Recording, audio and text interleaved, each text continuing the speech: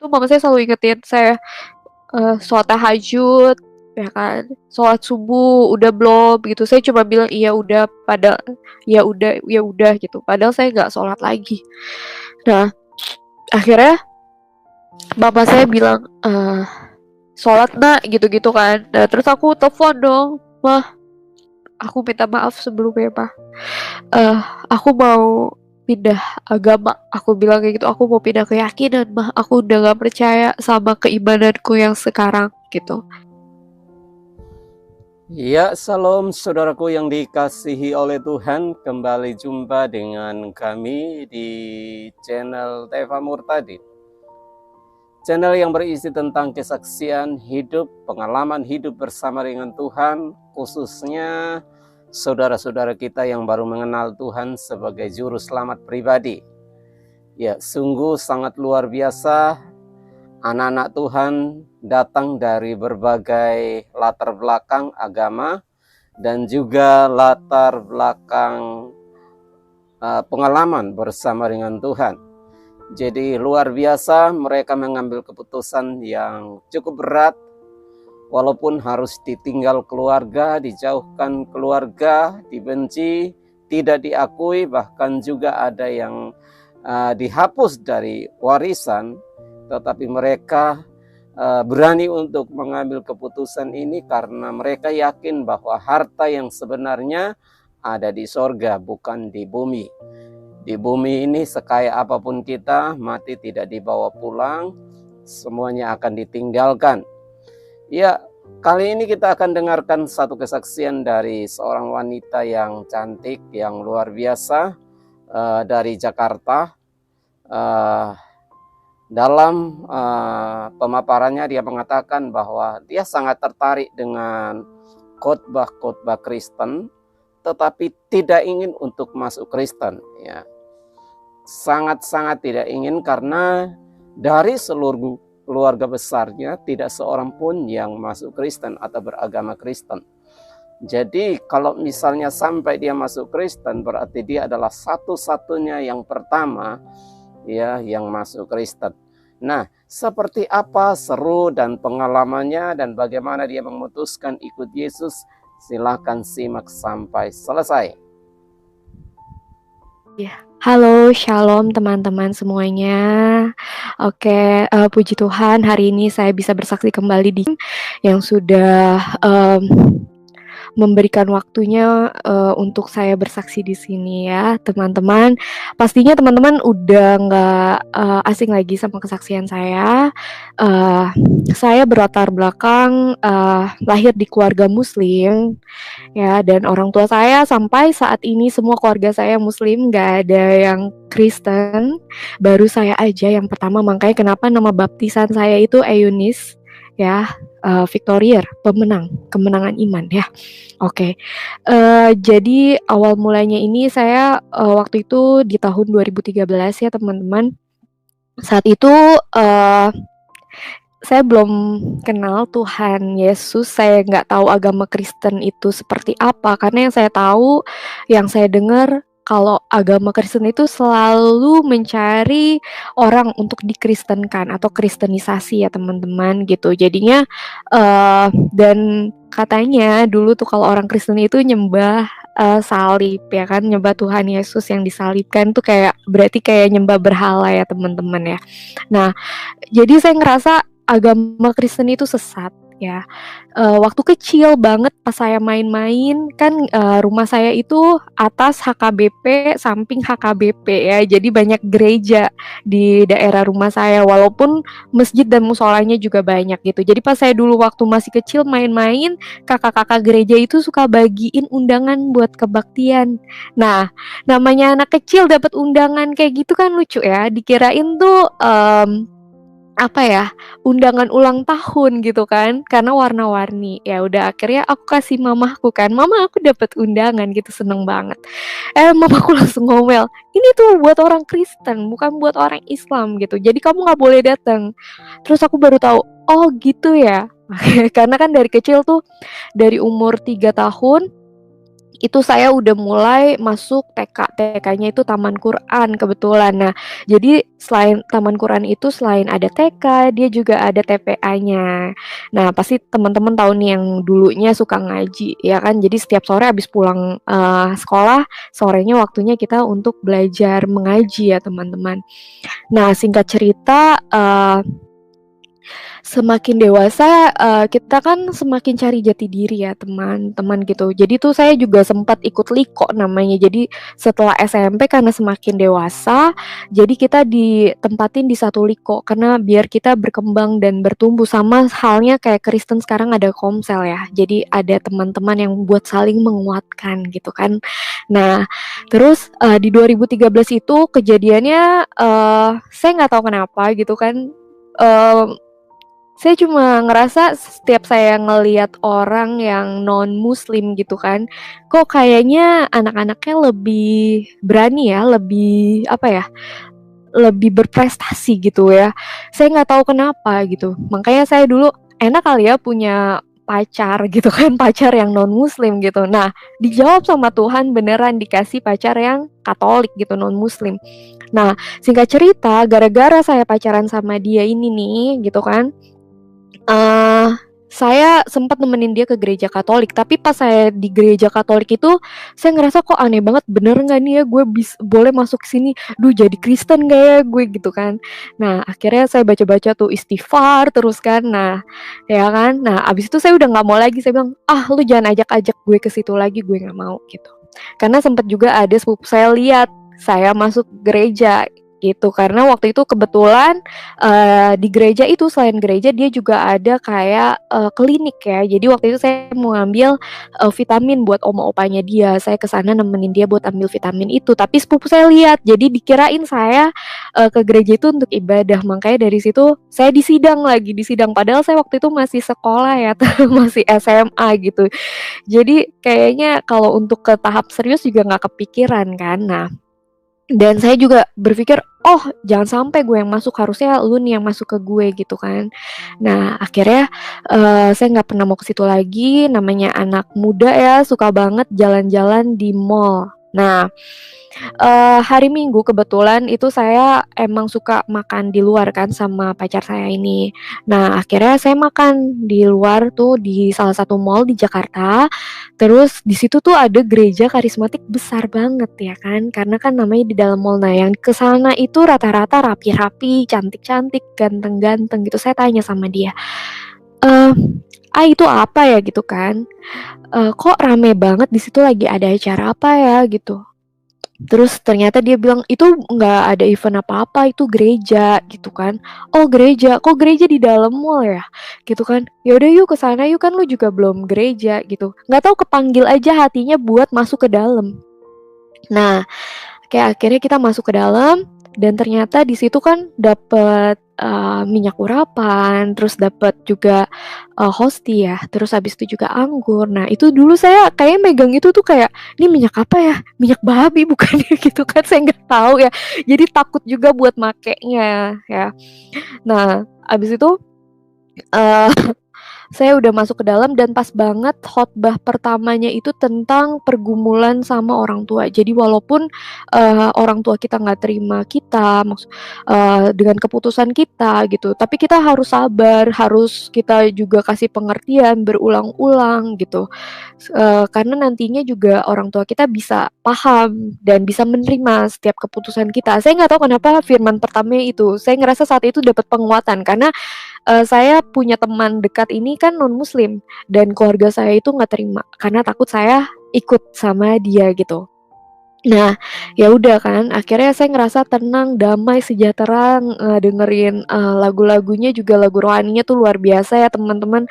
Kayak gimana ya, kayak mengisi hati saya karena kan, setelah sekarang gitu, saat ini saya tahu bahwa di dalam, hati kita ini ada satu ruang yang hanya cuma bisa diisi sama kasihnya Tuhan gitu. Dan makanya itulah yang Tuhan, kerjakan dalam hidup saya. Oke, singkat cerita, saya jadi rajin banget yang namanya ke gereja, bahkan lebih rajin saya dibanding, mantan saya ini yang Kristen gitu. Jadi udah waktunya hari Minggu saya yang udah mulai siap-siap, "Ayo ayo, nih udah waktunya ke gereja nih," gitu. Nah, abis itu ngumpet-ngumpet kan, akhirnya saya putus sama dia, nggak lama saya putus gitu, tapi saya tetap ke gereja sendirian walaupun sendirian. Nah, saya tetap pilih gereja yang besar. Kenapa? Karena saya cuma mau dengerin firman-Nya. Saya cuma mau dengerin firman-Nya karena setiap saya dengerin firman-Nya saya kayak dapat kekuatan yang baru gitu. Saya mau dan dapat pengajaran yang baru, dan itu saya merasa apa ya, saya jadi bertumbuh gitu. Saya menjadi orang yang lebih baik menurut saya pribadi gitu. Saya jadi lebih sabar. Nah, akhirnya eh setelah gereja sendirian, terus temen saya Cici nih ceritanya kan, karena kita udah deket gitu kan, jadi kayak kakak sendiri. Dia bilang, "Dek, mau ikut nggak di gereja saya?" Gitu kan, ada kelas pemulihan, namanya SPKP. Nah, kan dia bilang, "Kita nggak tahu apakah pola asuh kita, waktu masih kecil gimana, ada luka apa enggak," gitu. Siapa tahu ada luka yang emang harus disembuhkan. Nah, saya ngerasa, wah saya butuh nih. Oke, saya ikut kelas ini ya, Ci, ya, gitu, oke. Akhirnya saya didaftarin ke kelas SPKP tersebut ya teman-teman. Nah, pas prakelas itu di tahun 2014 ya. Jadi pas prakelas itu dijelaskan bahwa pada saat nanti akhir kelas itu akan dilahirkan secara baru. Nah, saya tanya lahir baru artinya apa? Ternyata dibaptis.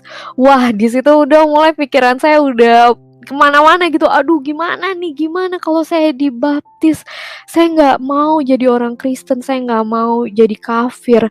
Saya nggak mau nih orang tua saya kenapa-napa. Kalau iya saya sembuh, tapi kalau saya jadi kafir, saya hidupnya jadi susah nanti karena Tuhan marah sama saya gimana gitu kan. Itu kan saya masih sekolah ya. Karena ajaran doktrin agama di keluarga saya itu lumayan kuat gitu. Bahkan dulu sempat waktu kecil nenek saya bilang kayak gini, "Kamu kan orang Islam tuh nggak boleh punya mukena cuma satu, harus punya banyak," dibilang kayak gitu. Jadi emang bener-bener yang kuat banget. Jadi kalau setiap mau pergi harus baca ini, baca itu, baca ini, baca itu gitu. Banyak banget pokoknya. Nah, eee, akhirnya setelah kelas SPKP tadi, akhirnya saya keluar. Nggak mau lagi datang ke gereja, teman-teman. Nggak mau lagi datang ke gereja. Kenapa? Karena saya takut.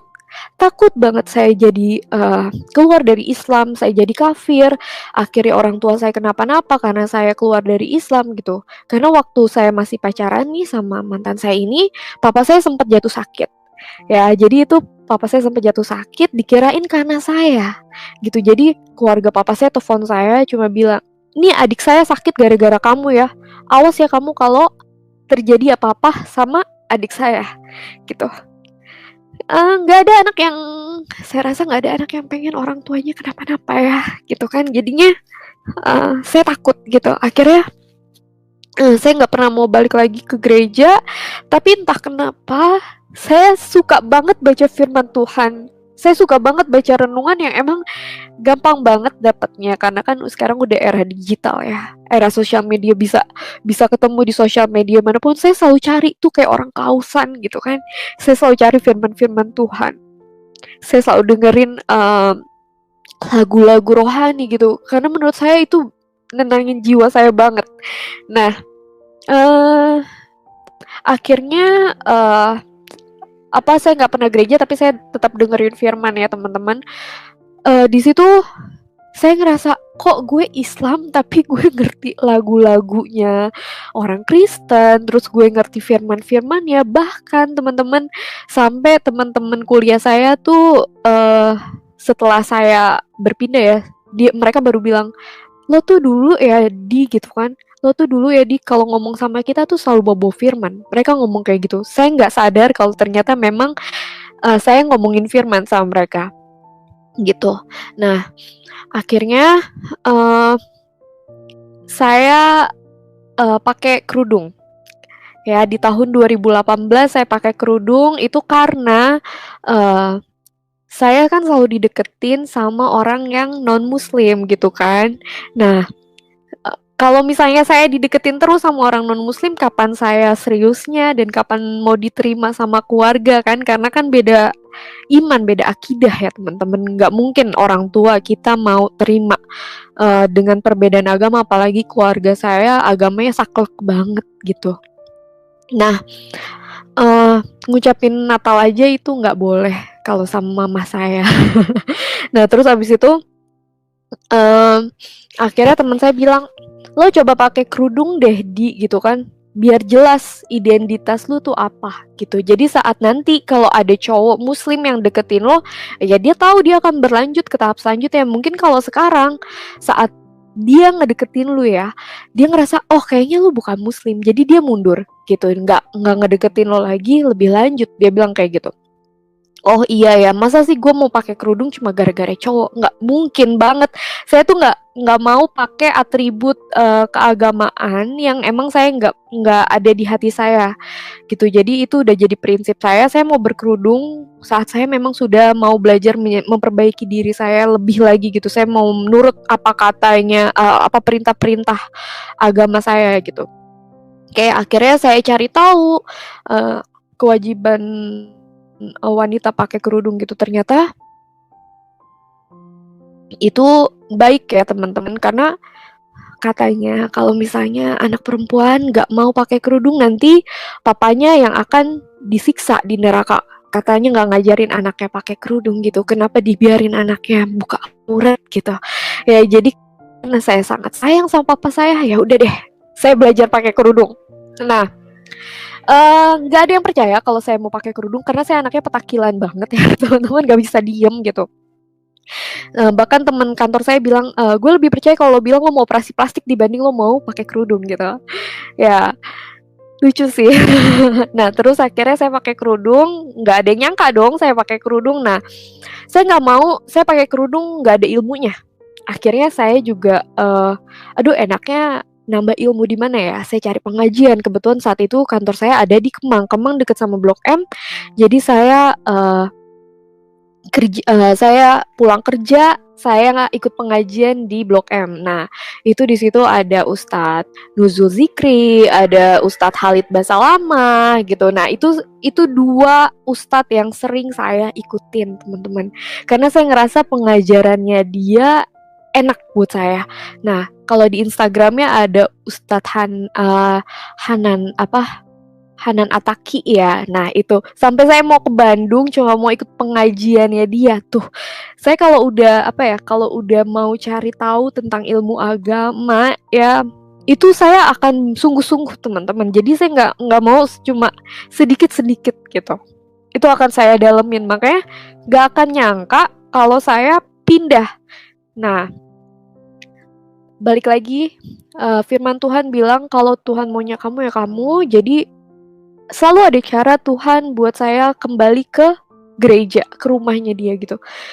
Uh, jadi ajaib banget pada saat saya pakai kerudung ini, ada teman saya juga, teman deket saya, teman kecil saya gitu. Dia kebetulan Kristiani.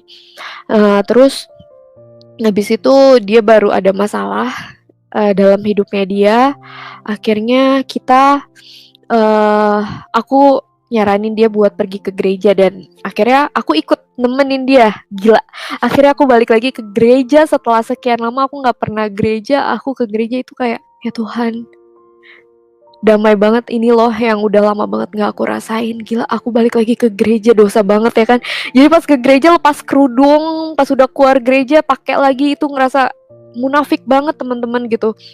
Tapi gimana ya, setelah saya 2 bulan pakai kerudung, itu sebenarnya udah ngerasa berat. Kenapa? Karena ngerasa, ini bukan saya banget nih, ini bukan diri saya. Tapi saya mikirnya gini, ya masa gue kalah sih, gak istiqomah gitu. Ya masa gue kalah sama diri gue sendiri. Padahal Allah udah sayang banget sama saya gitu kan. Tapi masa iya sih mau taat peraturan Tuhan aja harus seberat ini? Ah nggak apa-apa lah, kan ada juga ya dalil-dalilnya untuk tetap istiqomah tuh seperti apa gitu kan. Oh ya udah nggak apa-apa, ini ujian buat imanku. Oke, nggak apa-apa.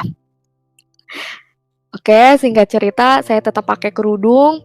Abis itu balik ke gereja, akhirnya mau lepas kerudung itu takut banget. Kenapa? Karena di kantor saya sebelumnya itu sampai atasan saya kasih saya kerudung, terus dia bilang kamu yang istiqomah ya nak, gini-gini. Saya malu gitu kalau sampai saya lepas kerudung, apa kata mereka? itu sempat jadi dilema, bimbang gitu. Nah, saya juga cerita sama teman kantor saya dulu karena saya keluar dari kantor saya sebelumnya itu ke kantor saya yang sekarang karena saat saya berkerudung ini dibilang pekerjaan saya yang lama itu riba. Makanya saya nggak mau setengah-setengah, saya resign. Saya resign padahal di situ udah dibilang enak ya, enak gitu ya teman-teman, udah jadi orang kepercayaan, mau meeting apa-apa tinggal saya yang jalan. Ya udah pokoknya udah oke banget lah kalau untuk mau punya karir mah udah enak gitu. Tapi balik lagi saya mau mengorbankan karir saya demi saya ikut Tuhan saya waktu itu. Oke, jadi saya keluar dari sana sampai saya cerita akhirnya sama teman saya gitu kan, tentang kebimbangan hati saya, kebimbangan iman saya sama teman saya yang di kantor lama ini. Dia sampai bilang, "Enak banget ya lu Ju," gitu kan. Saya kan dipanggil Diju juga. "Enak banget ya lu Ju, lo kalau bulan puasa nih, lagi bulan puasa," pas banget itu kemarin, sharing-nya juga pas bulan puasa sama dia. "Lo giliran bulan puasa bilang mau Kristen biar nggak puasa ya lo," gitu. Jadinya entar pas lebaran baru lo Islam lagi ya, biar dapet THR gitu kan. Aduh nggak sedangkal itu gitu kan. Akhirnya, saya lepas kerudung, mama saya marah banget, tapi mau gimana lagi saya bilang, "Ini diri saya sebenarnya, saya nggak mau, saya nggak mau munafik," gitu. Sebenarnya saya udah nggak nyaman, tapi saya pakai untuk menyenangkan siapa? Saya nggak tahu gitu. Ya kan, saya yakin Tuhan saya tahu saya tetap, percaya sama Dia, saya mengimani Dia gitu, saya taat sama Dia, saya takut sama Tuhan saya gitu. Jadi saya yakin, atribut saya itu nggak mempengaruhi, eee, iman saya sama Tuhan saya, saat itu. Nah terus akhirnya, eee, saya lepas, mama saya marah sempet 1 bulan saya nggak pulang ke rumah karena dicuekin sama mama juga karena takut.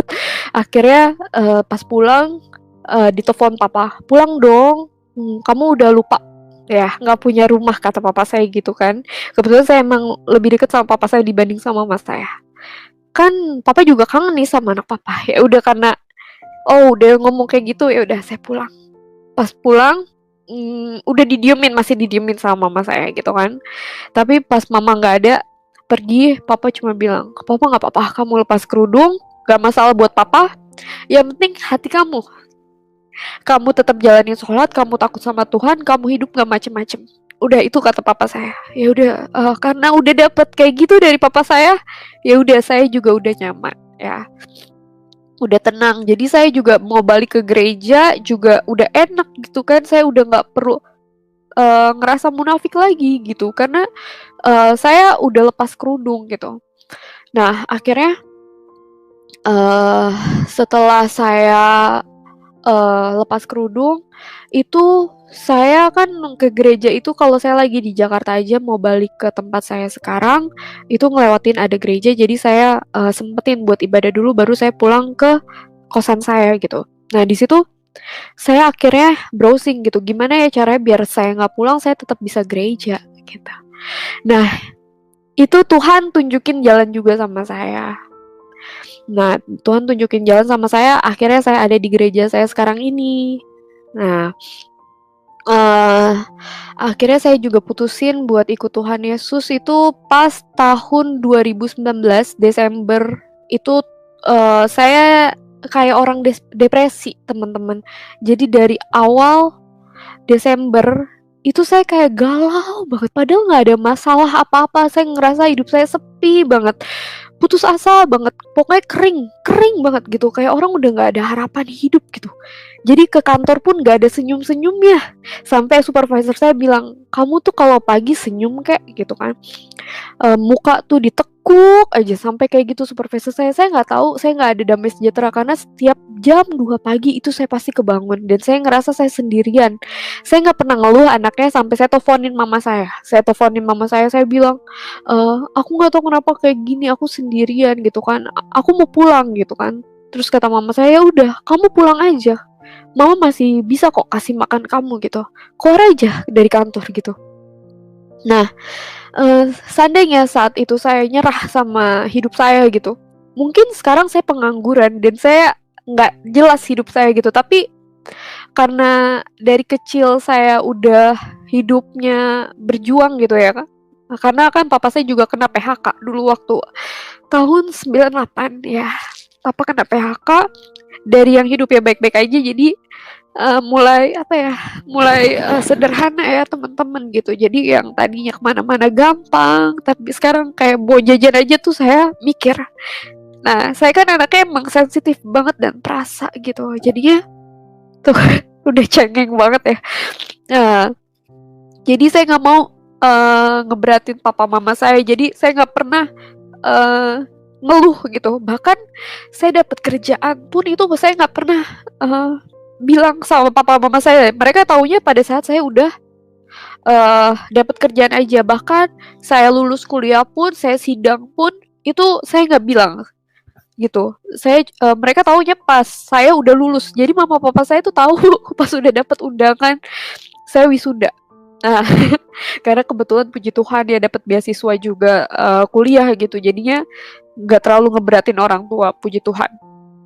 Nah, itu tumben-tumbennya kan saya ngeluh gitu. Makanya mama saya bilang, "Kamu tuh kenapa? Lagi ada masalah apa? Emang ada masalah apa di kantor?" Mama saya bilang gitu, "Enggak, aku nggak ada masalah apa-apa di kantor, tapi aku nggak tahu, aku ngerasanya nggak tenang aja hidupku gitu. Aku nggak tenang gitu. Ya udah pulang aja kalau emang nggak kuat lagi ya udah pulang gitu." Cuma saya nggak mau. Saya ngerasa, aduh cemen banget sih, masa kayak gini aja gue kalah, ya kan? Ya udah akhirnya saya jalanin terus saya jalanin sampailah tanggal 24 Desember 2019. Di situ teman saya yang di Jakarta bilang, belum pernah ketemu sama sekali ya sama dia. Dia tanya, "Lo ngerayain Natal nggak sih, cuy?" gitu kan. Aduh, gue nggak tahu ya. Aku bilang gitu. Aku terlahir dari keluarga Islam gitu. Tapi aku percaya sama firman Tuhan. Aku senang dengerin firman Tuhan dan aku senang dengerin lagu-lagu rohani. Aku ngerasa damai sejahtera gitu. Tapi ya aku nggak tahu. Aku belum paham gitu sama apa yang harus aku pilih sekarang. Nah, terus teman saya tanya lagi, "Lo percaya nggak kalau Yesus itu Tuhan?" Dia bilang gitu. Wah, aku bilang, aduh, aku nggak bisa jawab sekarang. Kenapa? Karena aku pun nggak paham Yesus itu siapa gitu kan. Yesus itu di agamaku sebelumnya ya itu cuma nabi gitu, dan dia pada saat disalibkan itu ditukar. Jadi Yesus sekarang ada, Nabi Isa itu ada di surga, sedangkan yang yang jadi korban saat itu tuh bukan Nabi Isa gitu. Jadinya saya bilang saya nggak tahu, saya nggak paham gitu. Jadi saya belum bisa jawab. Nah, akhirnya saya pulang ke rumah. Di perjalanan itu saya mikir kan, nggak tahu kenapa saya izin pulang lebih cepat. Saya ngerasa ada agenda yang harus saya jalankan di Jakarta gitu. Jadi saya izin sama supervisor saya untuk pulang lebih cepat. Saya pulang ke rumah. Saya nggak pernah itu kebetulan malam Natal ya, ada ibadah malam Natal itu saya nggak pernah pengen datang lagi gitu kan. Udahlah nggak usah di rumah aja sama keluarga gitu. Tapi nggak tahu ada panggilan saya untuk datang ke sana, ada kerinduan saya untuk datang ke gereja gitu. Nah, yaudah akhirnya saya ikutlah ke gereja. Di gereja itu tiba-tiba dijawab, Yesus itu Immanuel, 100% manusia, 100% Tuhan. Nggak tahu kenapa di situ saya nangis. Oh, ini jawabannya ya. Yesus itu siapa gitu kan. Saya belum paham konsep Tritunggal ya teman-teman gitu. Saat itu saya belum paham gitu. Jadinya saya ngerasa, oh iya Yesus itu Tuhan dan manusia. Oke. Terus pengkhotbahnya bilang lagi, hamba Tuhannya bilang lagi kayak gini, di khotbahnya dia bilang kayak gini, "Kamu mau ngumpet kemana lagi sih? Kamu mau lari kemana lagi sih?" Gitu kan. "Kamu ngumpet kemana aja tuh saya tahu kamu di mana. Saya nunggu kamu di sini. Papa nunggu kamu di sini nih. Kapan kamu mau ikut Papa pulang?" Gitu. Itu saya ngerasa, dek, selama ini setiap saya gereja, setiap saya mulai percaya, setiap saya ngerasa damai gitu, saya pergi lagi karena saya takut. Tuh, apa ini Tuhan lagi ngomong ya sama saya, mau kemana lagi sih? Ayo dong, lo ikut gue udah nungguin lo nih lama di sini gitu kan. 7 tahun karena kan hitung-hitung prosesnya dari 2013 itu tahun 2019. ke 2020.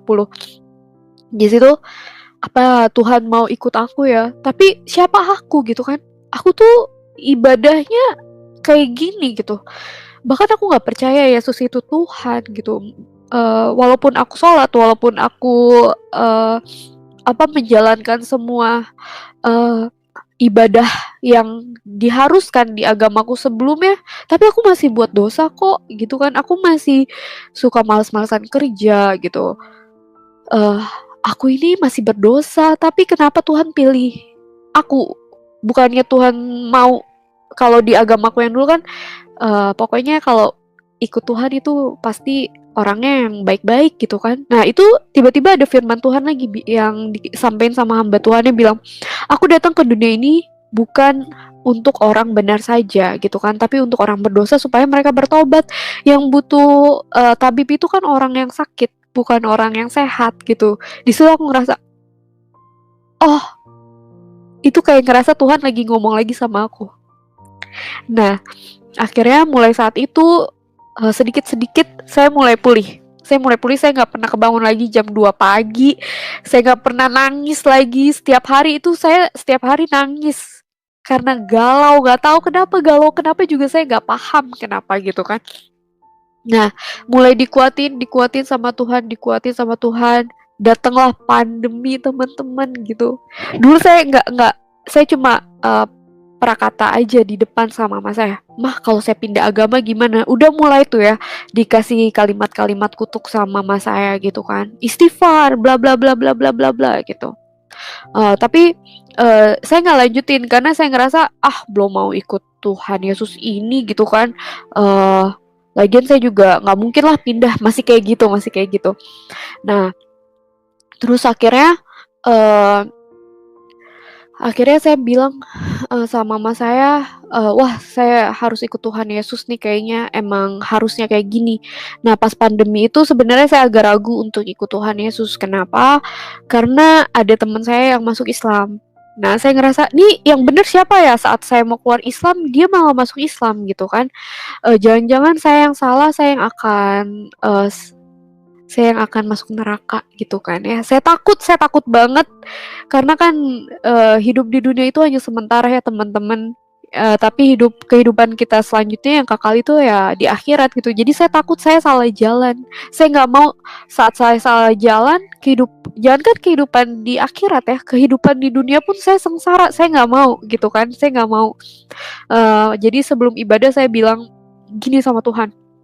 Tuhan, maaf ya kalau misalnya saya masih ragu gitu. Saya masih ragu untuk ikut Tuhan Yesus. Saya takut apakah jalan yang saya mau ambil ini jalan yang sesungguhnya, jalan yang benar gitu. Jalan yang akan menyelamatkan saya gitu. Atau saya akan celaka gitu kan. Ampuni saya ya Tuhan gitu. Kalau saya masih ragu.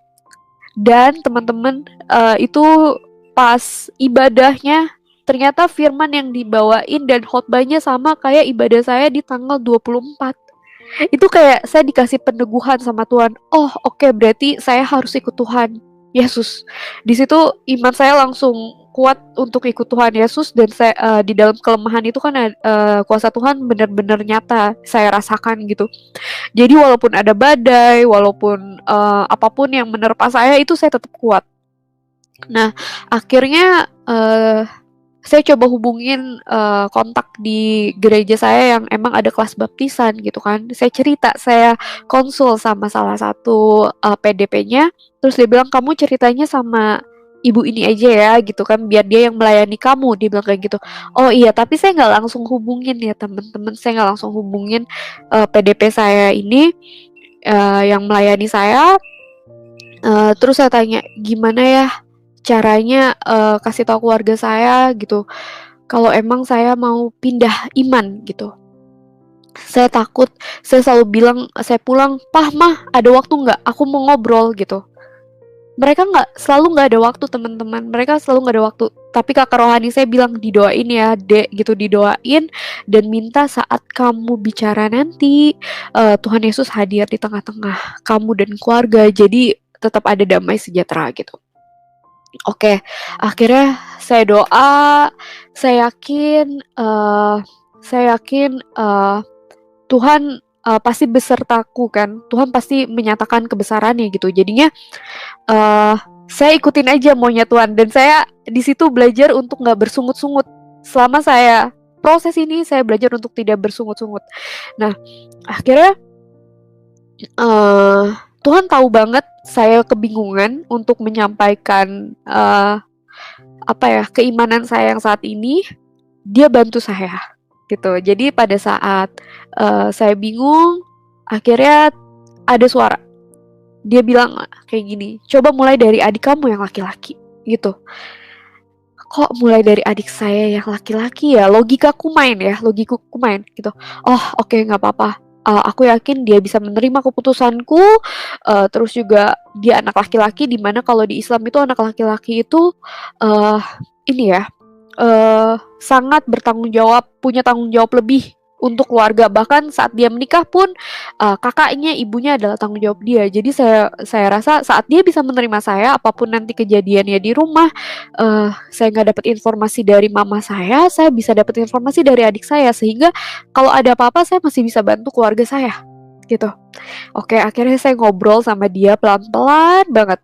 Terus dia sempat marah, apa-apaan nih gitu kan, lu yang bener aja, jangan cari masalah deh gitu kan, lu kan udah gede, bla bla bla bla bla bla gitu. Terus saya cuma bilang, lu nggak bakal paham, lu nggak bakal ngerti kalau gue jelasin. Ini pengalaman pribadi gue sama Tuhan, gitu kan. Kalau lu nggak ngalamin Tuhan, apa yang gue omongin nggak akan masuk, gitu. Dan lu pasti menyangkal. Jadi buat apa gue jelasin sama lu? Ya udah, akhirnya dia bilang, oh ya udah, oke, gue tetap nggak terima. Tapi ini hidup lo, pilihan lo. Yang penting lo jangan bikin malu keluarga. Terus juga lo hidup benar. Oh ya udah, oke. Dari dia selesai, terus habis itu oke, terus ke siapa lagi ya Tuhan gitu kan, aku gimana ya ngomongnya gitu. Akhirnya dia bilang, ya udah sekarang ngomong deh ke papa kamu gitu. Nah, ngomongnya nggak secara langsung tapi lewat telepon. Kenapa? Karena papa saya saat itu lagi di luar kota di tempat kakak saya, di daerah Jawa Barat. Saya telepon papa saya, "Pak, aku boleh ngobrol nggak, Pak?" gitu. "Iya boleh, kenapa?" "Eh, Pak, aku mau keluar dari Islam gitu. Aku mau jadi orang Kristen, Pak." Gitu kan ya. Terus papa saya coba bilang, "Ini yang papa takutin," gitu. Mungkin papa saya udah feeling ya, udah feeling. Ini yang papa takutin. Dan ternyata kejadian dia bakal gitu. Papa saya bilang gitu, "Papa nggak," terus sama papa, "jangan marah ya, Pak." Tuh. Terus papa saya bilang, "Papa nggak marah. Papa cuma sedih. Papa nggak tahu nanti mau ngomong apa sama nenek sama kakek kamu gitu. Kalau papa ketemu di akhirat nanti, kenapa cucu gue kok keluar dari Islam, kenapa cucu gue kok jadi orang kafir gitu kan. Sedangkan keluarga saya lumayan terkenal keislamannya di lingkungan rumah saya gitu." Terus akhirnya, ya udah kamu pikir-pikir lagi aja, nanti kita ngobrol lagi, kata papa saya. Ya udah oke. Ya udah kan. Itu saya udah mulai ikut kelas baptisan ya teman-teman. Itu waktunya udah deket, di mana saya harus dibaptis. Nah akhirnya terakhir nih tinggal ngomong ke mama kan, karena menurut saya yang paling penting adalah keluarga inti saya tahu dulu, keluarga besar saya tahu belakangan juga nggak masalah gitu, karena kan yang penting keluarga inti saya tahu apa yang menjadi keputusan saya gitu. Akhirnya soalnya saya bilang sama kakak rohani saya gini, saya gak mau dibaptis sampai keluarga saya tahu iman saya yang sesungguhnya. Walaupun nanti saya dapat penolakan, seenggaknya keluarga saya tahu iman saya. Jadi di rumah mereka, saat saya di rumah gitu, mereka nggak nyuruh saya sholat lagi. Saya juga berat rasanya saat saya disuruh sholat, tapi hati saya nggak di situ gitu. Saya nggak menyembah Tuhan yang sama saat mereka ngobrol bercandain tentang agama Kristen gitu. Saya nggak, saya apa ya, hati saya sakit juga gitu kan. Hati saya sakit juga kalau dibilang Tuhannya digantung lah, Tuhannya ya itu lah gitu kan. Ya tahu diri lah ya teman-teman gitu. Jadi akhirnya pas waktunya udah deket, tiba-tiba pada saat saya mau ketemu untuk konsultasi nih sama PDP yang melayani saya, Mama saya telepon subuh-subuh biasa, mama saya tuh selalu ngingetin saya belakangan ini gitu. Pas saya mau masuk apa namanya dibaptis itu, mama saya selalu ingetin saya sholat tahajud, ya kan, sholat subuh udah belum gitu. Saya cuma bilang iya udah, padahal ya udah gitu. Padahal saya nggak sholat lagi. Nah, akhirnya mama saya bilang sholat nak gitu-gitu kan. Nah, terus aku telepon dong, mah aku minta maaf sebelumnya mah. eh aku mau pindah agama, aku bilang kayak gitu, aku mau pindah keyakinan mah, aku udah gak percaya sama keimananku yang sekarang gitu. Terus eh mama saya bilang iya mama udah tahu. Ajaib gak sih? Ajaib kan ya, ternyata Tuhan bekerja melalui mimpi ke mama saya gitu. Mama udah tahu, mama mimpi kamu mau nyebrang jembatan, di bawahnya tuh ada duri. Kamu mama panggil gak nengok gitu kan, sampai mama pelukin kamu gak nengok ke mama gitu. Kamu jalan aja terus. Nah, itu jembatannya mau patah. Mama takut nak kamu gak selamat. Sholat ya nak gitu kan, sholat ya gitu. Istighfar yang banyak gitu, istighfar. Itu setan yang lagi ada di kepala kamu gitu. Ah ya udah. Akhirnya aku agak takut juga ya, karena orang tua udah ngomong kayak gitu, aku takut. Akhirnya aku konsultasi lah. Kok mamaku mimpinya kayak gini ya? Ada duri di bawahnya, jajan aku masuk neraka gitu kan. Kan tahu sendiri neraka kan di gambarinnya ada duri, terus habis itu penuh nanah lah, apa segala macam, itu serem banget kan, panas, api-api semua. Nah, akhirnya saya cerita sama kakak rohani saya bilang, jangan takut, bawa dalam doa aja gitu kan. uh, Jembatan itu mengibaratkan orang yang akan berpindah dari satu tempat ke tempat lain. Kamu akan berpindah dari iman yang mati ke iman yang hidup, ya kan? Terang dan gelap itu nggak bisa bersatu. Makanya kenapa jembatan itu harus patah, kata kakak saya gitu. Dan kenapa ada duri? Ya karena apa yang kamu pilih menjadi duri untuk keluarga kamu. Nah, kakak rohani saya bilang kayak gitu. Akhirnya di situ saya udah mulai tentram ya teman-teman. Oh ya, semoga saya percayalah kalau memang saya ikut Tuhan, pasti apapun itu saya bisa lewatin ini dan saya nggak jadi orang yang celaka gitu. Oke, saya bawa dalam doa terus. Nah, terus kan banyak intimidasi juga ya, nggak cuma dari keluarga inti, dari teman-teman kantor, dari teman-teman sekitar, terus juga teman-teman sekolah gitu kan, teman-teman main, dari keluarga yang lain juga sempet telepon-teleponin, sampai saya menghindar, avoid gitu, karena saya ngerasa jangan sekarang gitu. Mungkin kalau sekarang saya ladenin, yang ada akhirnya ada perpecahan besar, yang ada saya tidak menghargai mereka sebagai orang yang lebih tua, tidak menghormati mereka sebagai orang yang lebih tua. Makanya saya mencoba untuk mundur dulu, saya calm down dulu, saya belajar apapun yang emang mereka tanyakan kepada saya, karena kan namanya juga Kristen mula-mula gitu kan, masih bingung gitu dengan iman Kristen apa sih gitu kan, dengan pertanyaan di mana Yesus bilang kalau saya Tuhan. Ya aku juga belum baca Alkitab sepenuhnya, jadi juga nggak tahu gitu kan, saya juga nggak paham gitu. Tapi teman-teman, setiap pertanyaan dari keluarga saya itu benar-benar dijawab dalam firman Tuhan. Saat saya mencari itu benar-benar muncul gitu, benar-benar dikasih jawaban. Dan menurut saya itu cara Tuhan bicara sama saya gitu ya. Jadi mama saya kan ngutukin saya juga gitu kan. Akhirnya pas saya buka Alkitab di handphone gitu, muncul langsung ayatnya, segala yang jahat itu datangnya bukan dari Tuhan tapi dari iblis gitu kan, dari si jahat gitu. Jadi ya saya gak takut lagi. Nah, terus saat saya ada perpecahan dalam keluarga saya gitu, kayak Tuhan bilang saya harus menghormati orang tua saya supaya panjang umur saya gitu. Tapi dengan saya tidak mengikuti orang tua saya tidak menghargai dia, tidak menghormati dia, ini gimana ya Tuhan gitu kan. Terus akhirnya keluarlah ayat yang uh, tentang perihal mengikuti Yesus itu membawa perpecahan dalam keluarga gitu. Dan saya baca di situ siapa yang lebih menyayangi ayahnya, ibunya, saudara perempuannya, saudara laki-lakinya dibanding aku, dia tidak layak bagiku. Wah, aku nggak mau nggak jadi orang yang nggak layak untuk Tuhan gitu. Jadinya, oke Tuhan, aku ikut Tuhan. Apapun resikonya, aku tetap ikut Tuhan gitu. Jadi ya udah akhirnya saya dibaptis tanggal 8 September 2020 saya baru baptisan teman-teman, puji Tuhan.